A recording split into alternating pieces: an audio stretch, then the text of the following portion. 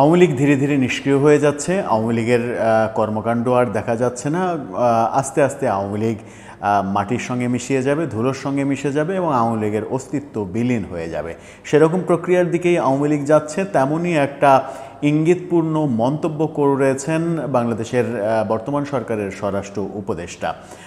আওয়ামী লীগ সম্পর্কে তার এই মন্তব্যটা কতটা সুদূর প্রসারী, আওয়ামী লীগের বাস্তবিক অবস্থায় বা কী, কতদিন নাগাদ আওয়ামী লীগ ধূলিসাৎ হয়ে যাবে অথবা ফিরে আসবে, সেই আলোচনা করার চেষ্টা করব এই ভিডিওতে। থাকবেন পলিটিক্স টিভির নিয়মিত আয়োজনে।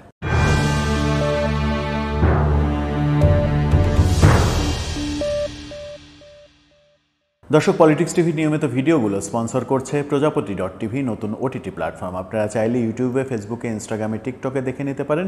ডেসক্রিপশন বক্সে লিঙ্ক দেওয়া থাকবে, সেখান থেকেও আপনারা দেখে নিতে পারেন প্রজাপতির কার্যক্রম। চলে যাচ্ছি মূল ভিডিওতে। বলছিলাম, স্বরাষ্ট্র উপদেষ্টার একটা মন্তব্যকে কেন্দ্র করে আওয়ামী লীগ নিয়ে নানা রকমের কথা হচ্ছে। আওয়ামী লীগকে রাজনৈতিকভাবে মোকাবেলা না করে নির্বাহী আদেশে আওয়ামী লীগের কর্মকাণ্ডের ওপরে নিষেধাজ্ঞা জারি করা হয়েছে। নির্বাচন কমিশনে এক ধরনের প্রভাব বিস্তার করে আওয়ামী লীগের নিবন্ধন স্থগিত করে দেওয়া হয়েছে, যা নজিরবিহীন। এর আগে কখনো এই ঘটনা ঘটেনি।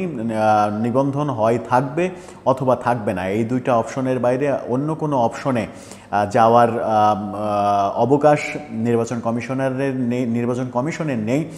তেমনটা যখন বিশ্লেষকরা বলছেন, তখন সেটার বাইরে গিয়ে নির্বাচন কমিশন আওয়ামী লীগের নিবন্ধন সাময়িকভাবে স্থগিত করেছে। আবার নির্বাচন কমিশন বহুভাবে বলার চেষ্টা করেছে যে এটা সরকারের দ্বারা প্রভাবিত প্রতিষ্ঠান না, স্বাধীন প্রতিষ্ঠান। আবার নির্বাচন কমিশন এই কথাও বলার চেষ্টা করেছে যে নির্বাচন কমিশন যতই স্বাধীন হোক, সরকারের সহযোগিতা ছাড়া সুষ্ঠু নির্বাচন করা সম্ভব নয়। অর্থাৎ সরকারের আজ্ঞাবহ প্রতিষ্ঠান হিসেবেই যে এই নির্বাচন কমিশনও সামনে এগিয়ে যাচ্ছে আগের নির্বাচন কমিশনের উদাহরণগুলোর মতোই, সেটা এখন মোটামুটি দিনের আলোর মতো পরিষ্কার। সেরকম একটা মুহূর্তে স্বরাষ্ট্র উপদেষ্টা একটি অনুষ্ঠানে আজকে মব সংস্কৃতি এবং আওয়ামী লীগ নিয়ে মন্তব্য করেছেন। মব বিষয়ে তিনি বলেছেন যে সাবেক সিইসিকে হেনস্থার ঘটনায় দুঃখ প্রকাশ করেছেন তিনি। এসব ঘটনা কোনোভাবেই মেনে নেওয়া যায় না। মব ভায়োলেন্স বন্ধ হয়নি, তবে কমেছে। জড়িতদের ভিডিও ফুটেজ দেখে ব্যবস্থা নেওয়া হবে, তেমন কথাই তিনি বলেছেন।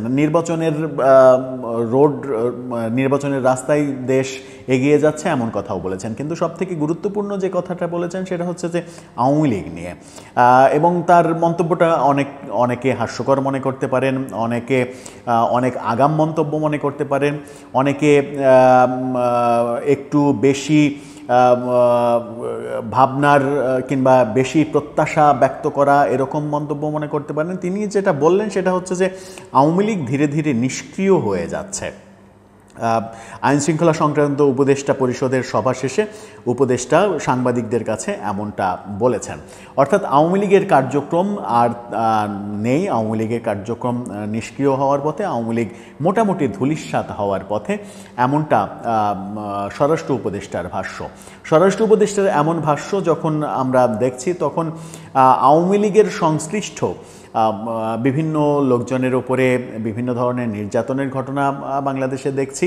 এবং একদিন আগেই আমরা সাবেক সিইসি নুরুল হুদার উপরে যে সেই মবের ঘটনা দেখেছি, আওয়ামী লীগের আমলের প্রধান নির্বাচন কমিশনার, এরকম ঘটনা দেখছি। এবং আওয়ামী লীগের উপরে এক ধরনের যে আচরণ, এক ধরনের নির্যাতনের মতো আচরণ, নিষ্ঠুর আচরণ করা হচ্ছে, একেবারে গড় সবটা পাইকারি দরে করা হচ্ছে, এমন অভিযোগ রয়েছে। বিদেশিদের মতামতও সেরকম। বিভিন্ন দেশ, যুক্তরাষ্ট্র, রাশিয়া, চীন, জাপান, জার্মানি, ভারত সহ বিভিন্ন দেশ এই ব্যাপারগুলো নিয়ে কথা বলছে।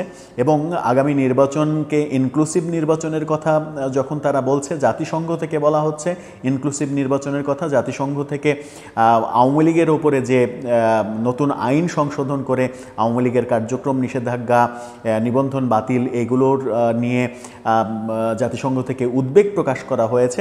ঠিক তখন স্বরাষ্ট্র উপদেষ্টার এই মন্তব্যটা বেশ গুরুত্বপূর্ণ। তার মানে কি সরকার ভাবছে যে আওয়ামী লীগ নিয়ে সরকারের টেনশন আর নেই, অর্থাৎ সরকার গত 10 মাসে আওয়ামী লীগ নিয়ে যে ধরনের টেনশনে ছিল যে আওয়ামী লীগ যে কোনো মুহূর্তে পাল্টা আঘাত হানতে পারে, আওয়ামী লীগ ফিরে আসতে পারে, শেখ হাসিনা ভারত থেকে বাংলাদেশে ফিরে আসতে পারেন খুব দ্রুত, ফিরে এসে জুলাই আন্দোলন যারা সংগঠিত করেছিল তাদের বিরুদ্ধে অ্যাকশানে যেতে পারে আওয়ামী লীগ, এরকম নানা রকমের ভীতি কাজ করছিল এক ধরনের।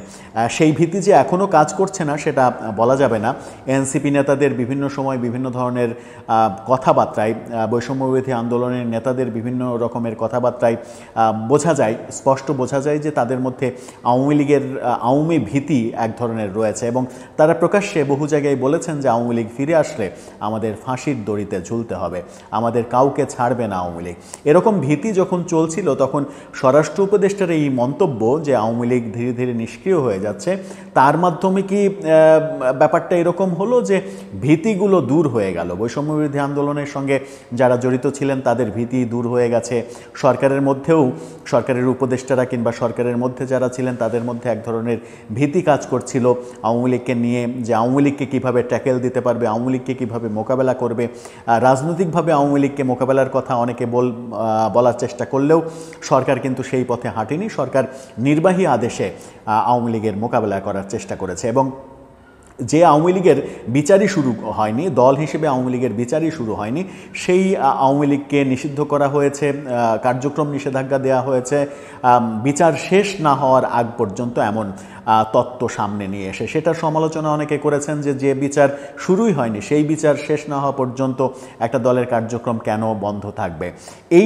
এই যে পদক্ষেপগুলো নেওয়া হয়েছে আওয়ামী লীগ বিষয়ক পদক্ষেপ, আওয়ামী লীগের গত সরকারের বহু বিতর্কিত সিদ্ধান্তের বাইরে এসে নতুন সিদ্ধান্তকে যেমন মানুষ সাধুবাদ জানিয়েছে, আবার অনেক সিদ্ধান্ত এই সরকার বিতর্কিত সিদ্ধান্ত নিয়েছে, পাইকারি হারে অনেক কিছু করেছে, মবকে এক ধরনের উৎসাহিত করা হয়েছে। 32 নম্বর যখন ভেঙে ফেলা হয়েছে তখন সরকার সিটি কর্পোরেশনের বুলডোজার সাপ্লাই দিয়েছে, এরকম অভিযোগ রয়েছে। সরকার নিষ্ক্রিয় থেকেছে। প্রধান উপদেষ্টা বিদেশি সংবাদ মাধ্যমের উত্তরে বলেছেন যে পুলিশ সেই সময় কার্যকর ছিল না, পুলিশের মনে ভয় ছিল যে কদিন আগেই আমরা যাদেরকে মেরেছি তাদেরকে কিভাবে থামাতে যাব, সেই ভয়ে পুলিশ কার্যকর ভূমিকা পালন করতে পারেনি, সেই কারণে 32-এর বাড়ি ভাঙার সময় প্রশাসন কোনো উদ্যোগ নেয়নি। এরকম নানা প্রসঙ্গ নিয়ে আলোচনা যখন হয়েছে এবং সেই সব প্রসঙ্গগুলোই আওয়ামী ভীতির প্রসঙ্গ, সেই আওয়ামী ভীতি সম্ভবত সরকারের কেটে গেছে। স্বরাষ্ট্র উপদেষ্টার এই মন্তব্যের মাধ্যমে এটা অন্তত উপলব্ধি করা যেতে পারে যে সরকারের ভেতরে আর আওয়ামী ভীতি কাজ করছে না। তাহলে কি ব্যাপারটা এরকম যে আগামী যে নির্বাচনে ইনক্লুসিভ নির্বাচনের তত্ত্ব বলছেন বিশ্বের অধিকাংশ দেশ এবং জাতিসংঘ, সেই ব্যাপারটাতে খুব একটা বিপদ মনে করছে না সরকার, সেই ব্যাপারটা স্বাচ্ছন্দ্যেই তারা পেরিয়ে যেতে পারবে এমনটা ভাবছে। অর্থাৎ আওয়ামী লীগকে নিয়ে সামনে যে ধরনের সংকট হতে পারত সেই সংকটগুলো সরকারের কেটে গেছে তেমনটাই মনে হয়েছে। কিন্তু বাস্তবতা কি আদতে তেমন যে আওয়ামী লীগকে নিয়ে সরকারের ভেতরে যে ভীতিগুলো ছিল সেই ভীতিগুলো কেটে গেছে, আওয়ামী লীগ যে কোনো সময় ফিরে আসার যে চেষ্টা করছিল সেই চেষ্টা আর তারা করতে পারছে না? বাস্তবতা কি এরকম? আমার মনে হয় না যে বাস্তবতা তেমন।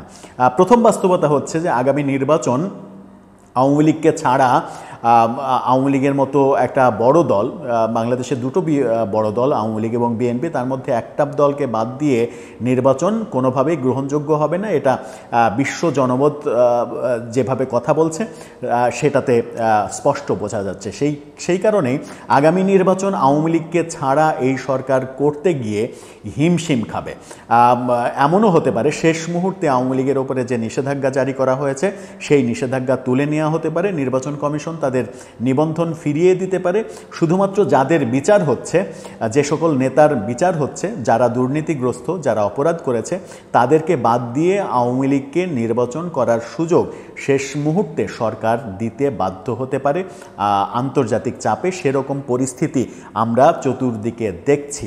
সর্বশেষ বিএনপির প্রতিনিধি দল যে চীন সফরে গেছে, চীনও কিন্তু অংশগ্রহণমূলক অবাধ সুষ্ঠু নির্বাচনের কথা বলেছে এবং বিএনপি বিএনপিও শেষ পর্যন্ত আওয়ামী লীগের মতো বড় দলকে বাদ দিয়ে নির্বাচনের কথা ভাববে কি ভাববে না সেই ব্যাপারে যথেষ্ট সন্দেহ রয়েছে। কারণ বিএনপিকে সরকার গঠন করে সরকার চালাতে হলে আন্তর্জাতিক মহলের সাপোর্ট প্রয়োজন হবে, আর আন্তর্জাতিক মহলের কাছে যদি নির্বাচন প্রশ্নবিদ্ধ হয় তাহলে সেই সাপোর্ট তারা পাবে না, যেমনটা আওয়ামী লীগ সরকার শেষের দিকে এসে আন্তর্জাতিক সমর্থন হারিয়ে ফেলেছিল। আন্তর্জাতিক সমর্থন হারিয়ে ফেলেছিল বলে তাদের পতনে কেউ কিন্তু তাদের পক্ষে দাঁড়ায়নি, একমাত্র ভারত ছাড়া। যুক্তরাষ্ট্রের প্রশাসন সরাসরি বিরোধিতা করেছে, এটা এখন একেবারে ওপেন সিক্রেট। সেই পরিস্থিতিতে বিএনপি কিংবা বর্তমান সরকারও পড়তে পারে, এই আশঙ্কা থেকেই দৃশ্যপট পাল্টে যেতে পারে যখন মনে করা হচ্ছে।